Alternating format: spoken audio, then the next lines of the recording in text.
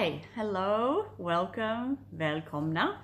I thought I would hit record while I was doing some arts and crafts today. I actually was going to the shops today to get something for my daughter's costume. She's going to be going to a dress-up day at school. We have Book Week here in Australia, and they get to go as one of their favorite book characters one of the days. So she chose to do a Swedish book character. I'm from Sweden. She is going as Findus from Petson and Findus, and I love Petson and Findus, so I was very excited to help her with that. So I'll show you the book in case you're not familiar. Petson and Findus. So Findus is here. He's the little cat. I love Findus. Let's see if I can find a picture just a little bit better, because I'm making the costume with stuff that I've got at home, and I had to buy a couple of things, but you can see here. So he has, oh, I don't know where to look. I've never done this before. So he's got little green stripy shorts. I couldn't go out and I couldn't find them anyway, but I had a pair of green shorts. They're not the same color, but I thought I'll use these. And then he has this little strap going across, and I wasn't sure what to do, if I was maybe a belt or suspenders or something. But then I went to the op shop. I love going to the op shops. And I actually found a tie. And I thought, with how it looks, so see, if I do, it's got a stain there, but it doesn't matter. If I do a hole here for the button, it can sit across like that. Oops, sorry. And then with the shorts. So I think that could turn out really well. The colors are all a bit off, but it doesn't really matter because it's just a costume, you know. And then you can just make that there. I'll show you the end results. Anyway, so that's the pants. And then while we were in Sweden, I actually we bought a mask because my daughter loves to make masks. So she's 11. She loves to make masks, and she wanted to make a cat mask because she loves cats. So we ended up buying a mask in Sweden and painted it. I think it's going to look, because he's a tabby, so it's hard. It's one of the hardest cats to do, but I think that'll be good. And then I started on the shirt, which I just went out and got a cheap long sleeve shirt, and then I got permanent markers, and I've just drawn lines in 4 different colors, if you want to know what colors, but you can still see. So I'm still working on that. Here I am making her costume. They should probably make them all themselves. But you know. Anyway, she started with the pants. So she's already done 2 lines. I'll add some more. Just got some cheap leggings as well. And then the shorts. And now I'm making the beanie, because he's got a little beanie, and it's very small. So I wasn't sure exactly how to do it to make it stay on her head. Because it'll fly off. Anyway, so I've started crocheting a beanie. So I've got my buns in the way, but I think it's going to be really good.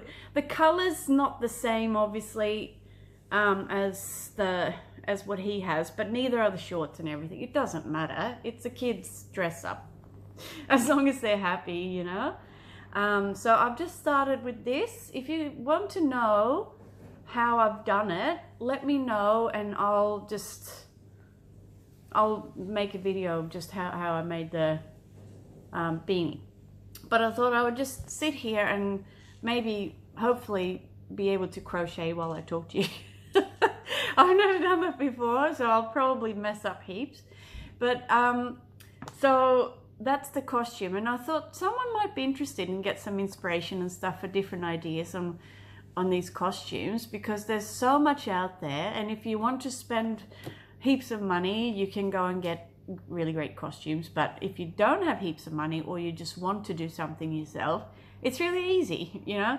You just look in your wardrobe, and I looked online to see if there was any ideas on how to make this costume, and no one had really made this costume. So just making one up myself, pretty much. So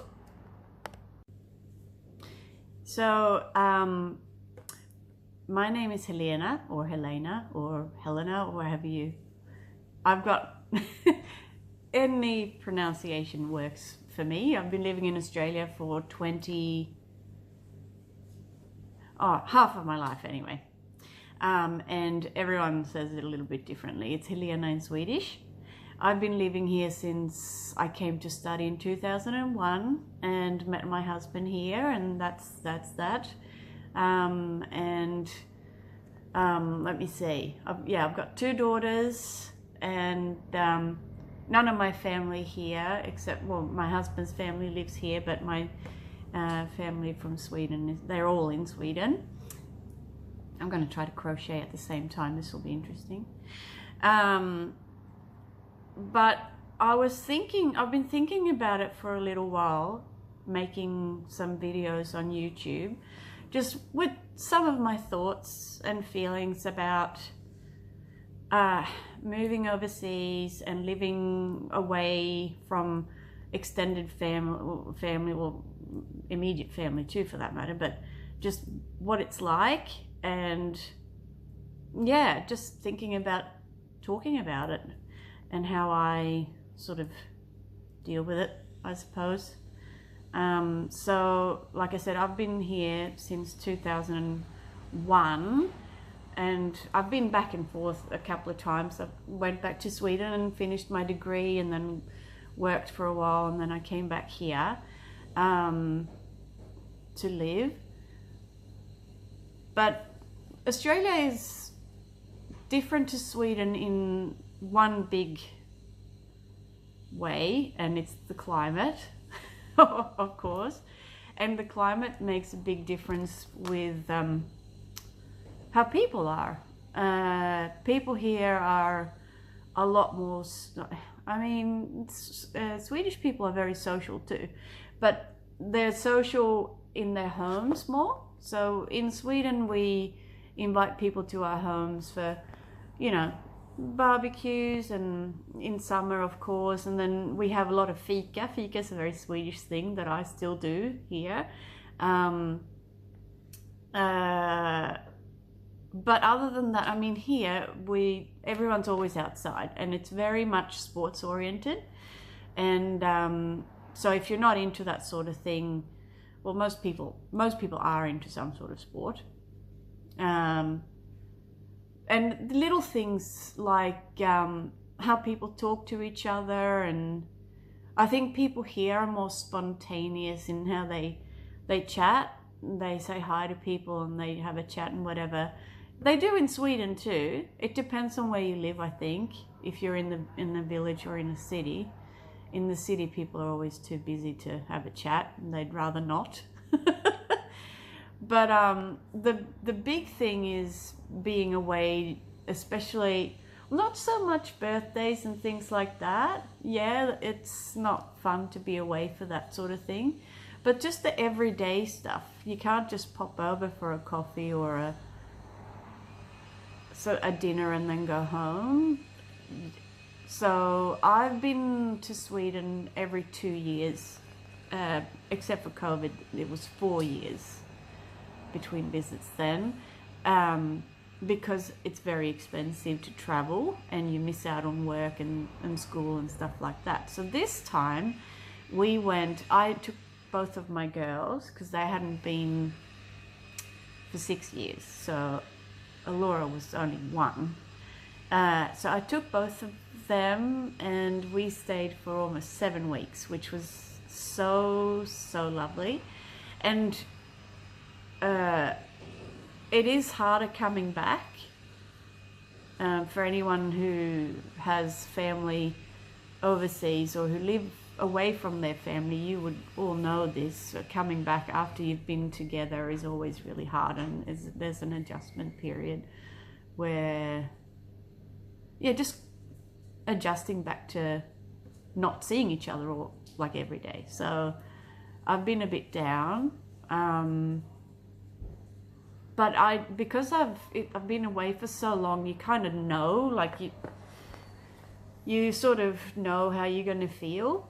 I do remember talking to a lady, she's a friend of the family, like many years ago, and I said to her, because she's quite a bit older than I am, and I asked her, and I said, so does it ever get easier for you being away from your family? What's going on? And she said, no, if anything, it gets harder as you get older. And it's not just being away from the family, it's like being away from the country, from your country. Even though I've been here for more than half of my life, it's funny. Because more than half of my life I've been here, and still Sweden is like, it's trying to focus on me. That's really annoying.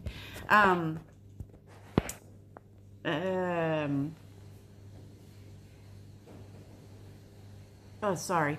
Yeah, it's... I lost my train of thought. This happens a lot. Yeah, it gets harder with age. Like you start missing your country even more, and it's true actually. Because just a few years ago, is it trying to focus on something in the background? It's going in and out. I'm sorry. This is like the first time I've done this. I can see it like trying to focus on something. Is that better? No, it's still doing it. What's going on?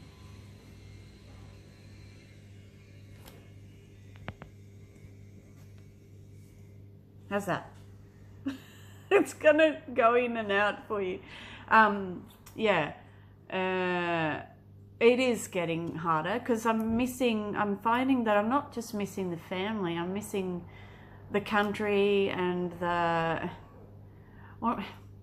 nature there is so different to here. The forests and everything, I miss a lot, the nature.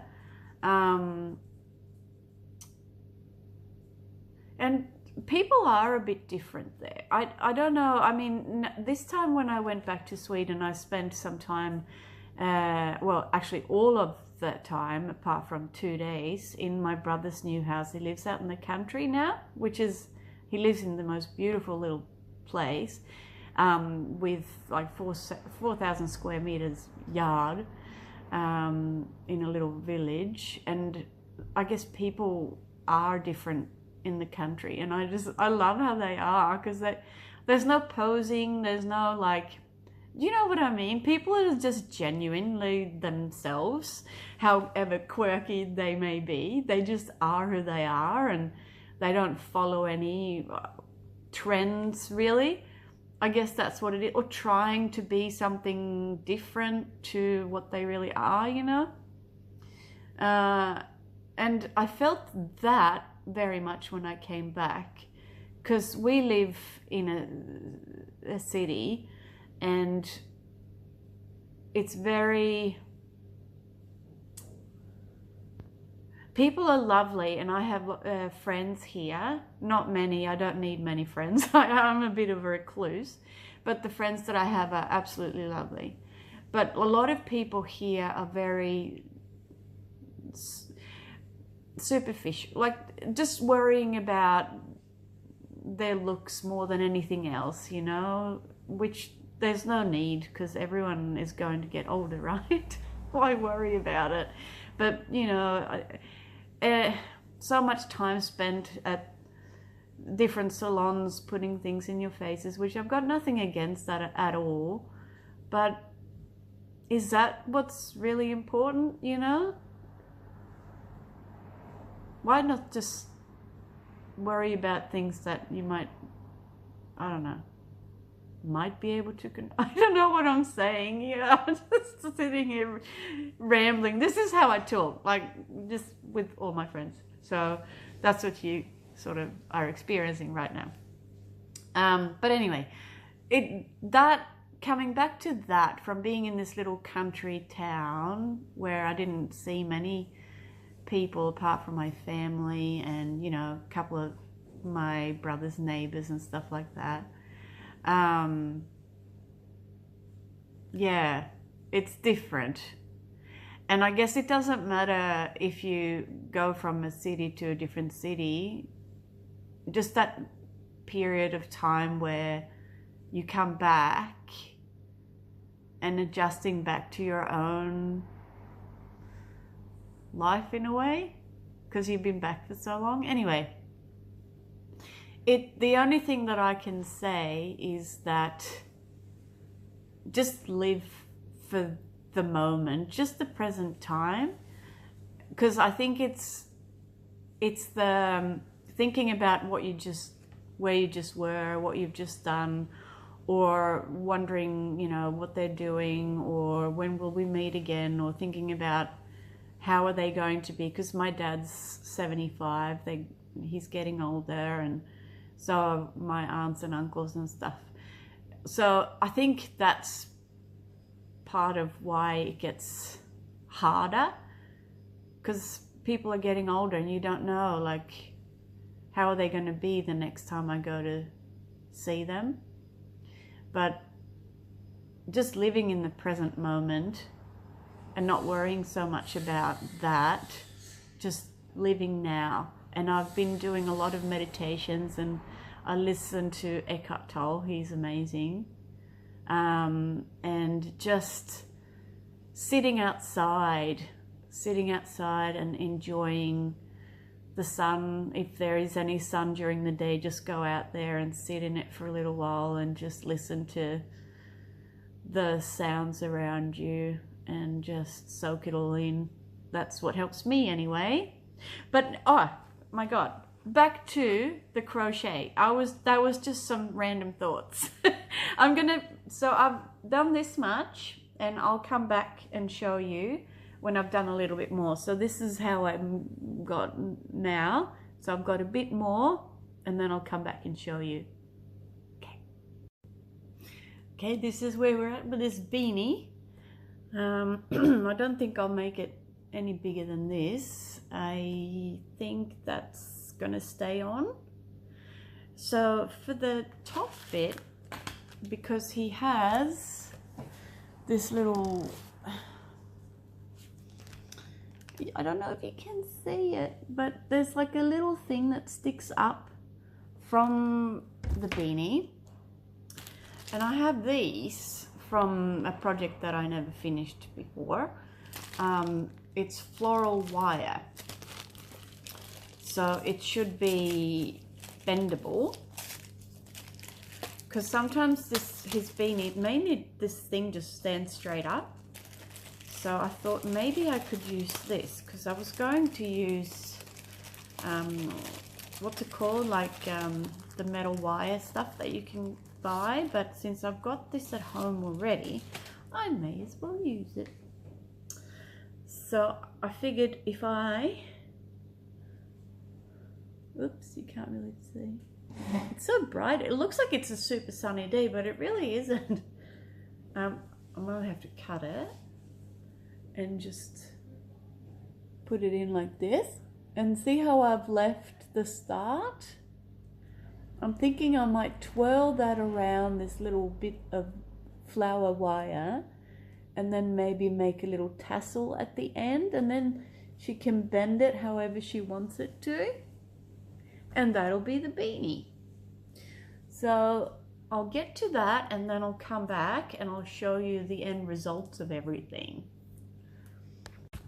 So, oops, I figured I'll just show you, because it's arts and crafts, and I haven't shown you anything. I'm so new at this. So I just poked it through the top like that, and then I'll just kind of secure it by twirling it.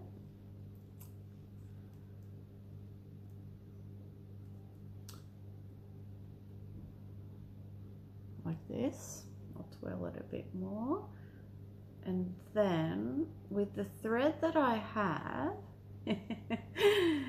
with the thread that I have here, I don't know if this is going to look all right, but I thought I would just twirl it around the thread.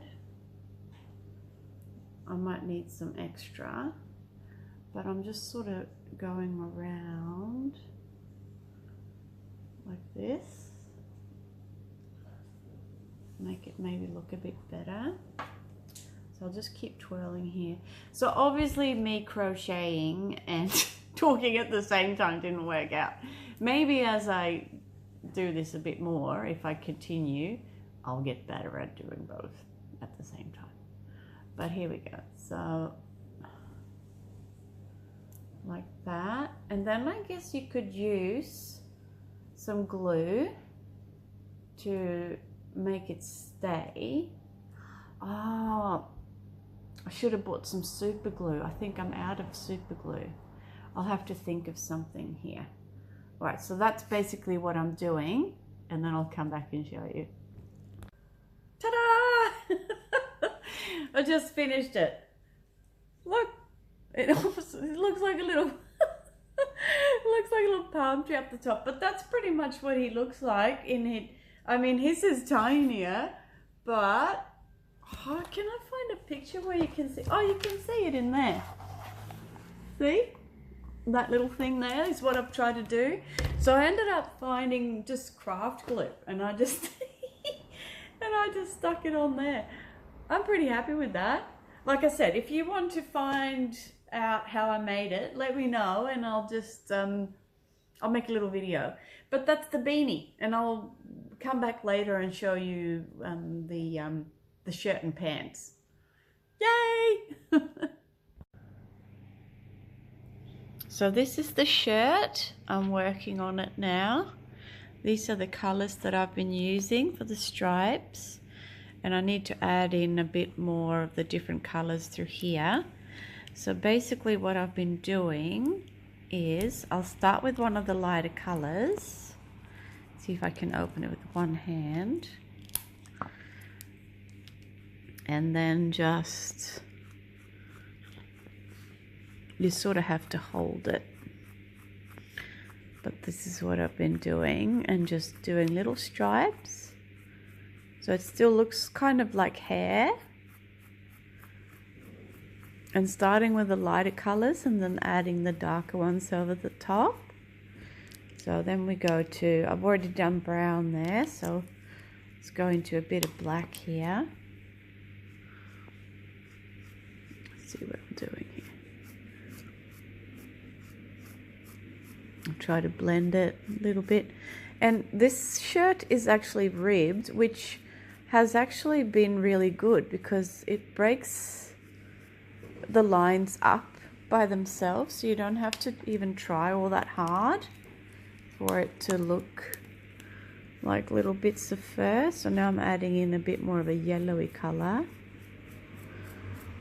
and it's not so important like that it's perfect, because as long as it looks good from a distance, because no one's going to be looking up close. So if you look further away, it's actually quite effective. So that's what I'm doing now.